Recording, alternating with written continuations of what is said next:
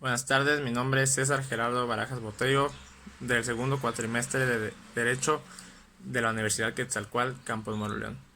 En este video vamos a abordar lo que es el tema del Poder Legislativo Federal. Y bueno, antes que nada me parece muy importante el que mencionemos que en nuestro país existe lo que es la división de poderes. Este, la división de poderes quiere decir que el poder no se concentra en una sola persona, sino que está dividido en lo que son tres organismos fundamentales para nuestro país y para el desarrollo de las competencias, que es el ejecutivo, el legislativo y el judicial. Pero ¿por qué existen esta división de poderes? Bueno, la división de poderes se hace o surge por la necesidad de que pueda existir un contrapeso y un equilibrio entre los distintos organismos que conllevan el poder dentro de un estado. Esto quiere decir que, como lo hemos venido manejando en clases anteriores o en algunas otras materias, sabemos que existe el absolutismo, la monarquía absolutista o el totalitarismo. Esto quiere decir que es un sistema gubernamental en el cual el poder se concentra en una sola persona o un solo organismo y que no toma en cuenta las demás decisiones o las demás sugerencias que pueden tener algunas otras personas o simplemente el pueblo. Se supone que el gobierno está encaminado para el bien del pueblo, está hecho para que la sociedad, que es lo más importante dentro de un estado, se pueda regir y se pueda llevar por un buen camino. ¿Por qué menciono esto? Bueno, pues realmente la Cámara o el Poder Legislativo tiene un gran parecido con esto, debido a que el Poder Legislativo está dividido en dos cámaras, que mencionaré más adelante el por qué está dividido en dos cámaras.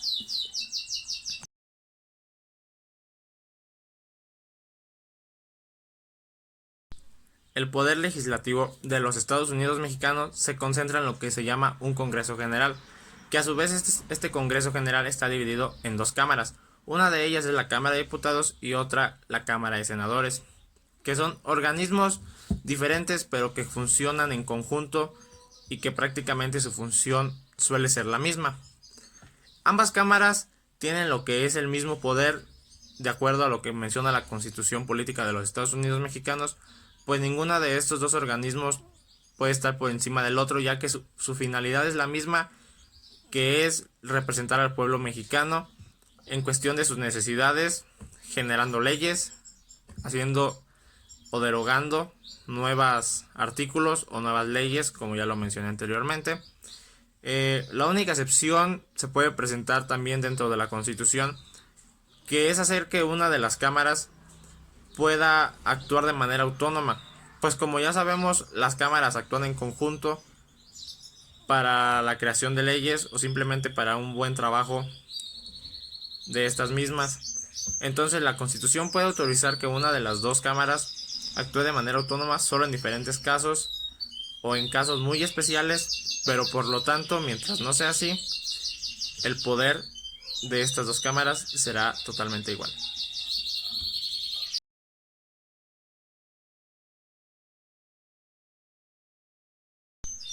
Otro tema que también es importante para poder proseguir con este desarrollo es el saber qué es una cámara. Se llama cámara a cada uno de los grupos colegisladores. Esto quiere decir al conjunto de diputados y de senadores elegidos por el pueblo de manera democrática para que puedan realizar las funciones legislativas que le competen.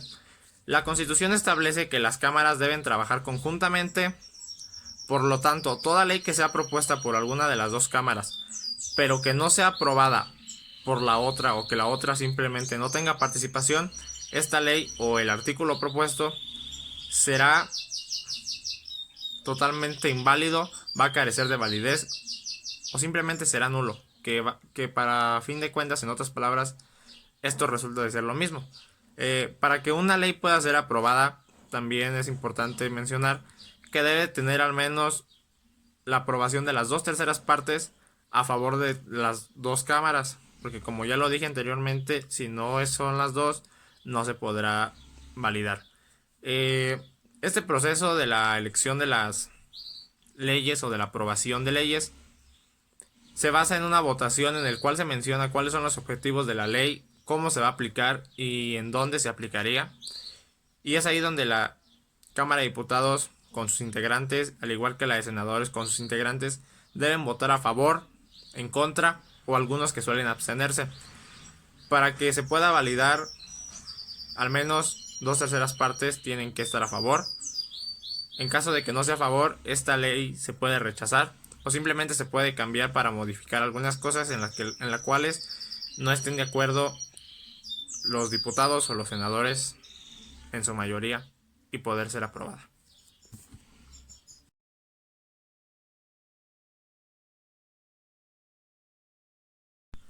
¿Por qué hay dos cámaras? Existen dos cámaras debido a que hay un sistema llamado el bicameralismo, que significa que el Parlamento está integrado por dos cámaras, que como es el caso de nuestro país, pero no simplemente esto sucede en nuestro país. Hay países que también está integrado por dos cámaras y que encuentran la división de poderes, principalmente aquellos países que son democráticos y que tienen un sistema de gobierno muy parecido al de nosotros. El modelo del bicameralismo se creó para dar una mayor legitimidad y un mayor apoyo en la toma de las decisiones parlamentarias, asimismo para obtener una mejor calidad en cuanto a leyes creadas para el pueblo y generar un equilibrio interno en el poder legislativo. Esto quiere decir que se crea para que no se puedan sobrepasar los límites o para que no se crean leyes sin sentido simplemente por el hecho de crearlas, como sí puede suceder en algunos casos a pesar de que tenemos este sistema. Pues algunas leyes no son necesarias y este sistema ayuda a que, aunque una de las cámaras crea que es una buena idea, que es una buena ley, pues si la otra cree que no, que el enfoque que le están dando o simplemente el lugar en el que ellos creen que se puede aplicar realmente no es el correcto, pues es mejor volver a revisar y cuando estén todos conformes o cuando estén todos de acuerdo en que puede ser adecuada o productiva para el país o para el estado, es cuando se suele aprobar. A esto es lo que se le llama lo que es la calidad de leyes y también lo que es un apoyo. ¿Por qué? Porque si ambas votan a favor de una ley que no tiene sentido crítico o un uso adecuado en la sociedad, ninguna de las dos va a poder sustentar el por qué se creó esta ley. Entonces, es por eso que existe una mayor apoyo dentro de esta y un mayor fundamento al momento de crear las leyes.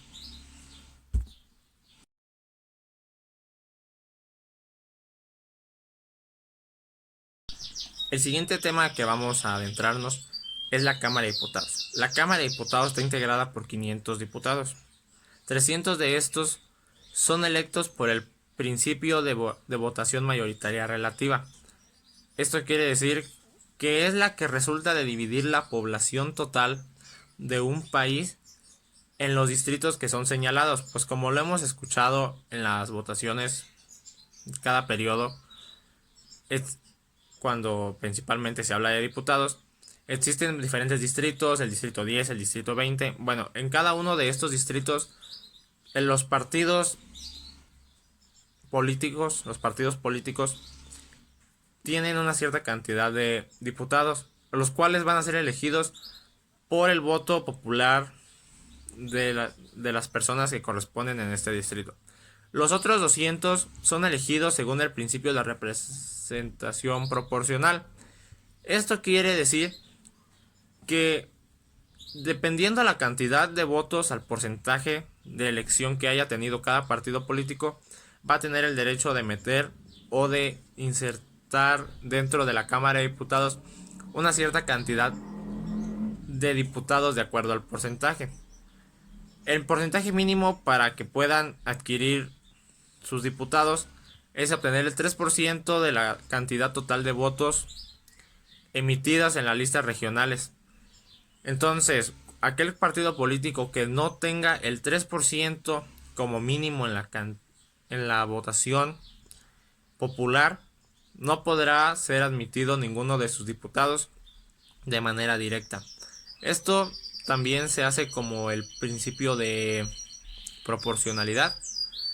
Pues básicamente en matemáticas lo que llega a suceder es que al que tiene más, al que hace más, le va a tocar un poco más. Si lo hacemos en trabajo, el que hace más obviamente le corresponde una paga más grande. Entonces aquí es lo mismo que sucede, por eso es que es proporcional. Al que obtenga más votos, al que tenga mayor aceptación de la gente, es el que va a poder tener una mayor cantidad de representantes, diputados en lo que es este organismo.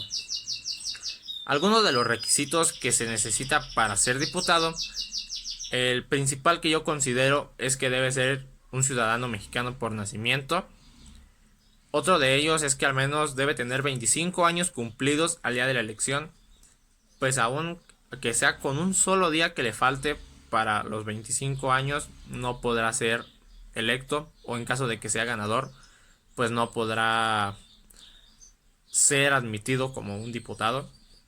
Otro de los requisitos es que debe ser originario de la entidad federativa o del estado en el que va a ser votado, o que sea vecino de este mismo y tener una residencia en este distrito de 6 meses anteriores antes de la votación.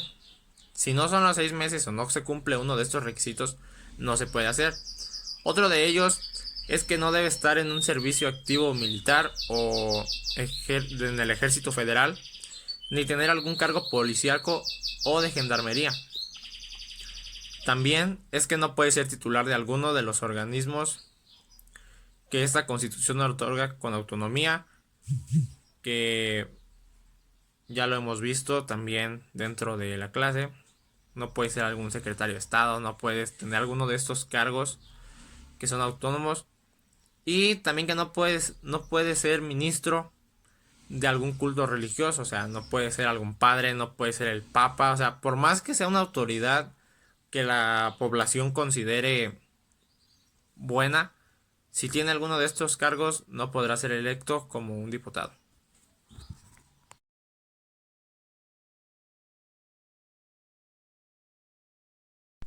El siguiente tema es la Cámara de Senadores. La Cámara de Senadores se integra por 128 senadores, de los cuales 2 serán elegidos en cada estado de acuerdo al principio de votación mayoritaria relativa, y 1 será asignado a primera minoría. Los 32 que restan van a ser elegidos de acuerdo al principio de representación proporcional, que como ya lo mencioné anteriormente en el tema de la Cámara de Diputados, pues al que logre tener una mayor cantidad de votos podrá asignar más en este principio. La Cámara de Senadores suele ser renovada por al menos cada 6 años. Es igual que el cargo del ejecutivo o del presidente. Cada 6 años esta se renueva. Y para ser senador los requisitos son exactamente los mismos que los que tienen los diputados, a excepción de la edad de las 25 años, pues este no es así. Los senadores pueden ser electos hasta por 2 periodos consecutivos y los diputados hasta 4. Entonces aquí no aplica tampoco lo de no reelección en los diputados y en los senadores, pues los senadores, como ya dije, pueden ser 2 consecutivos, o sea, pueden durar 12 años en el cargo sin salir de ahí, y los diputados son 4 periodos, entonces ahí no aplica.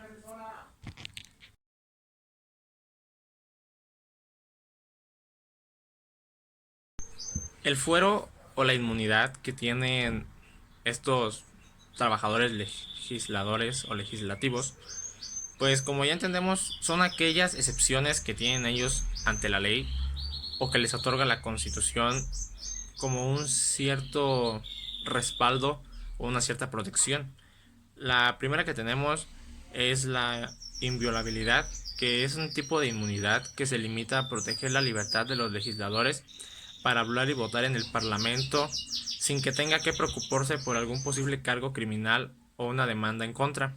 Esta protección de la libertad de expresión y voto de los legisladores, pues como ya lo dije, es el principio de inviolabilidad. Esto más que nada se hace para que se respete lo que es la libertad de expresión, pero no se me hace muy correcto, ya que la libertad de expresión es un derecho que tenemos todos los ciudadanos mexicanos, pero siempre y cuando no dañes a un tercero.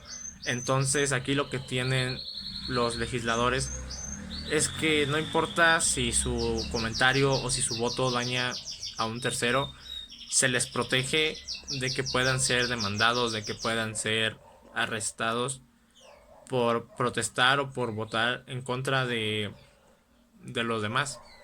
Otro de estos es la inmunidad procesal, que esto otorga una protección más amplia. Esto otorga lo que es la inmunidad a los funcionarios por acusaciones procesales y solamente se puede retirar por un voto parlamentario. Lo que yo tengo entendido o lo que pude leer e investigar es que solamente se ha hecho este proceso de votación en 8 ocasiones para retirar lo que es la inmunidad o el fuero de los trabajadores legislativos, y de ahí en más no se ha hecho, supongo que porque no les conviene, y realmente a mi parecer esto debería existir como una cierta protección ante ellos, pero no como se viene manejando de que puedan actuar en contra de terceros, que puedan hacer comentarios o puedan hacer o tomar decisiones que sí pueden afectar a algunas otras personas. Entonces, la inmunidad tiene, creo yo, que más puntos en contra que a favor. Y pues con este último tema de la inmunidad y el fuero se concluye lo que es el tema del poder legislativo federal. Maestra, espero que le haya entendido, que haya quedado claro lo que quise explicar, porque pues sí está nervioso aquí estar frente a la cámara. Pero pues hasta aquí se concluye. Gracias por su atención.